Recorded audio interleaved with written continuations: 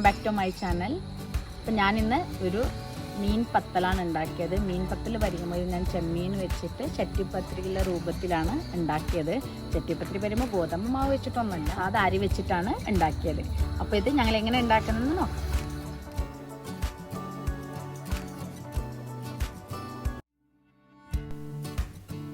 ഇതിന് ഞാൻ 1.5 cup ration അരിയാണ് എടുത്തത്. ഇതിന് പച്ചരി പാടില്ല, റേഷൻ അരി തന്നെ എടുക്കാൻ പാടുള്ളൂ. ഇത് ഞാൻ ഒരു 5 മണിക്കൂർ കുതിർത്തി വെച്ചതാണ്. എന്നിട്ടിത് 1-2 ബാച്ചായിട്ട് കുറച്ച് വെള്ളം ഒഴിച്ചിട്ട് നല്ല കട്ടിയിൽ അരച്ചെടുക്കണം. ദോശമാവിൻ്റെ പോലെ നൈസായിട്ട് അരിക്കാൻ പാടില്ല, എന്നാൽ ഇതിൽ കുറച്ച് വെള്ളം ഉണ്ടാവും. ഇത് മിക്സിൻ്റെ ജാറിൽ എടുത്ത ശേഷം ഇതിലേക്ക് ഒരു കോട്ടൺ തുണി വെച്ചിട്ട് ഞങ്ങളിതൊന്ന് പൊതിഞ്ഞ് വെക്കണം 1 മണിക്കൂർ. അപ്പോൾ ആ കോട്ടൺ തുണിയിൽ ഞങ്ങൾ ഒഴിച്ച വെള്ളം ഒന്ന് അബ്സോർവ് ചെയ്യും, അതുകൊണ്ടാണ്. എന്നിട്ട് ഞങ്ങൾ ചെമ്മീൻ മാരിനേറ്റ് ചെയ്യുക. അതിലേക്ക് ഒരു 250 ചെമ്മീൻ ഉണ്ടാവും. കുറച്ച് മുളക് പൊടി, മഞ്ഞൾപ്പൊടി, മല്ലിപ്പൊടി, ഉപ്പ്. ഇത് ഞങ്ങൾ ആവശ്യത്തിനനുസരിച്ച് എടുക്കുക, ഇത്ര അളവൊന്നുമില്ല. എന്നിട്ടിത് നല്ലോണം മിക്സ് ചെയ്യുക.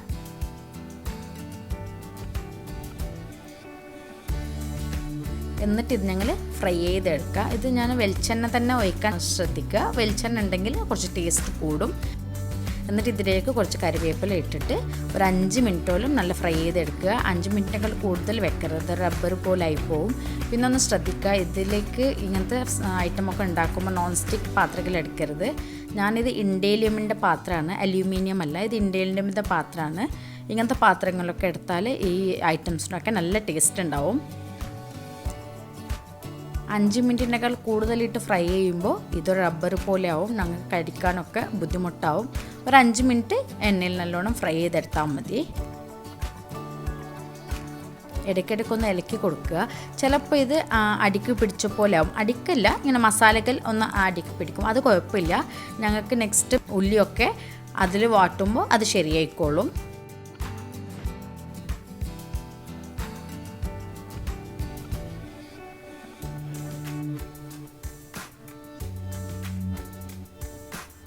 ഇപ്പോൾ ഏകദേശം റെഡി ആയിട്ടുണ്ട്. ഇനി ഇത് ഞങ്ങൾക്ക് കോരിയെടുക്കാം. ഏകദേശം റെഡിയാകുമ്പോൾ മെല്ലെ കോരിയെടുത്ത് തുടങ്ങാം നമുക്ക്. ഇത് ഞങ്ങൾ കോരിയെടുക്കാം.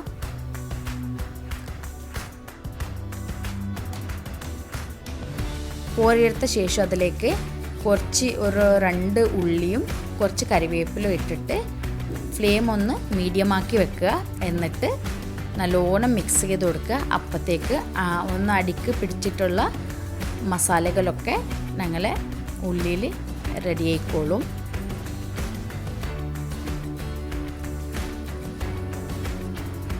ഉള്ളി ഇങ്ങനെ വാട്ടുമ്പോൾ തന്നെ അത് ഉള്ളിലേക്ക് ആഡ് ചെയ്തോളും. എന്നിട്ട് ഇതിലേക്ക് ഒരു പച്ചമുളക് നല്ല നൈസായിട്ട് വെട്ടിടുക. എന്നിട്ടൊരു 2-3 മിനിറ്റ് നല്ലോണം വാട്ടുക. ഇപ്പോൾ കണ്ടില്ലേ, ഞങ്ങൾ അടിക്ക് പിടിച്ചതൊക്കെ റെഡിയായില്ലേ, അത്രേ ഉള്ളൂ.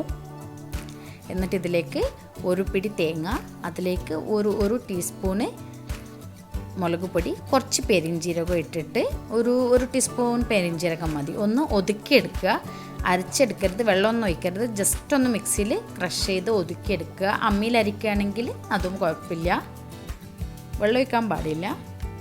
എന്നിട്ട് ഇത് ഞങ്ങൾ ഉള്ളി വാട്ടിയതിലേക്ക് ഇട്ട് കൊടുക്കുക. എന്നിട്ട് ഫ്രൈ ചെയ്ത് വെച്ച ചെമ്മീനും ഇട്ടിട്ട് നല്ലോണം മിക്സ് ചെയ്ത് യോജിപ്പിക്കുക. ഫ്ലെയിം കുറക്കാൻ മറക്കരുത്. തേങ്ങക്കുള്ളത് കൊണ്ട് ഇത് അടിക്ക് പിടിക്കാൻ ചാൻസ് ഉണ്ട്, അതുകൊണ്ട് ഫ്ലെയിം ലോ ആക്കാൻ മറക്കരുത്. കുറച്ച് എണ്ണ വേണമെന്ന് തോന്നിയാൽ കുറച്ച് എണ്ണ ഒഴിച്ചു കൊടുത്താൽ മതി.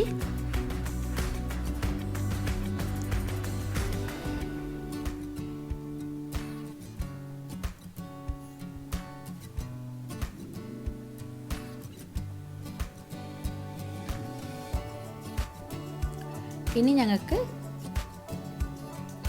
മാവ് റെഡിയാക്കുക. അതൊരു വാഴയില ഇട്ടിട്ട് മാവ് ഇങ്ങനെ ഒന്ന് പ്രസ് ചെയ്ത് കൊടുക്കുക കയ്യിൽ തന്നെ. എന്നിട്ട് അതിൻ്റെ മുകളിലേക്ക് ഞങ്ങൾ മസാല ഇങ്ങനെ വെച്ച് കൊടുക്കുക. ഇത് 4-5 സ്റ്റെപ്പ് വേണം. ഞങ്ങൾ ചട്ടിപ്പത്തിരി ഉണ്ടാക്കുന്ന പോലെ 4-5 സ്റ്റെപ്പ് വേണം.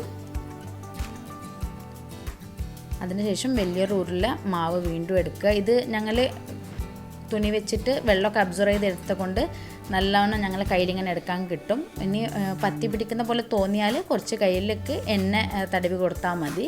എന്നിട്ടിങ്ങനെ നല്ലോണം പ്രസ് ചെയ്യുക. ഏത് ഷേപ്പിൽ വേണം എടുക്കുക. റൗണ്ട് ഷേപ്പിൽ എടുക്കാൻ എൻ്റെ വാഴയില ചെറുതായിരുന്നു, അതുകൊണ്ട് ഞാൻ വാഴയില ഏത് ഷേപ്പിലാണ് ഉള്ളത് ആ ഷേപ്പിൽ തന്നെ എടുത്തതാണ്.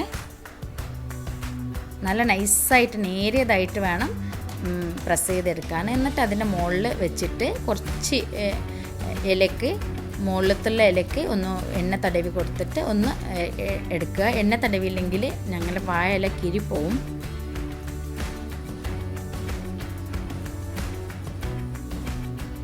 ഈ രീതിയിൽ ഒരു 4-5 സ്റ്റെപ്പ്, ഞാനൊരു 6 സ്റ്റെപ്പോളം ചെയ്തിട്ടുണ്ട്. സെയിം പ്രോസസ്സ് തന്നെ മസാല ഇടുക.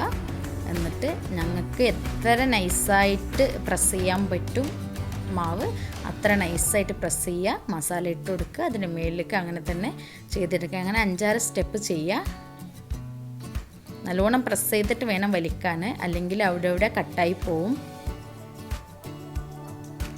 ഇത് ഞങ്ങൾക്ക് ചെമ്മീനിൽ ചെയ്ത പോലെ ചിക്കനിലും ചെയ്യാൻ പ്രശ്നമൊന്നുമില്ല. അല്ലെങ്കിൽ ബാക്കി ഏതെങ്കിലും മീനിലും ചെയ്യാം. അയില, ഐക്കൂര, കിങ് ഫിഷ് എന്തിലും ചെയ്യാം. ബട്ട് എല്ല് അതിനെ ഒഴിവാക്കണമെന്നുള്ളൂ. മീനും അങ്ങനെയാണ്, മസാല ഇട്ട് ഫ്രൈ ചെയ്തിട്ട് വേണം ചെയ്യാൻ.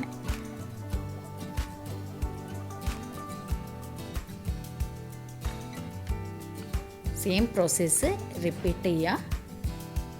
ഞങ്ങൾ മസാല മാവ് ഏതുവരെ ഉണ്ട് 7-8 എത്ര വേണം ചെയ്യാം. ഞാൻ 6 ചെയ്തിട്ടുണ്ട്. 1.5 കപ്പ് അരിയിൽ 6 സ്റ്റെപ്പ് വരും. എല്ലാം സ്റ്റെപ്പ് റെഡിയായ ശേഷം എഡ്ജൊക്കെ ഒന്ന് ഒട്ടിച്ചു കൊടുക്കുക. അതായത് എല്ലാം ഒരുപോലെ ആവില്ലല്ലോ പരത്തിയത്. അപ്പോൾ എല്ലാം കൂടി ഇങ്ങനെ മാവ് റെഡി ആവുമല്ലോ. അപ്പോൾ എല്ലാം കൂടി ഒന്ന് റെഡിയാക്കി എടുക്കുക. ഇങ്ങനെ ഞാൻ പിന്നെ മാവിലേക്ക് അരിക്കും ഉപ്പിടാൻ പറയാൻ മറന്നു. അത് ഉപ്പിടണം.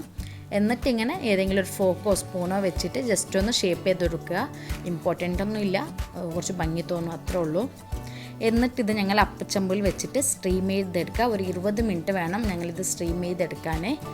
ഒരു ലോ മീഡിയം ഫ്ലെയിമിൽ വെക്കണം. വെച്ചിട്ട് ഒരു 20 മിനിറ്റ് സ്റ്റീം ചെയ്താൽ